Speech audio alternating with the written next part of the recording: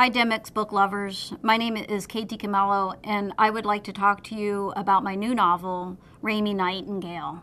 For me, Raymie's story started with, wouldn't it be funny if you took this kind of inept child and had her enter a beauty contest? It was just going to be a funny book, but that inept child turned out to be me, and this book turned into kind of an examination of my heart as a child. So all of these other things, the fear of loss and longing and wondering about the soul, all of those things came into this book and kind of surprised me. So it is a very deeply personal book.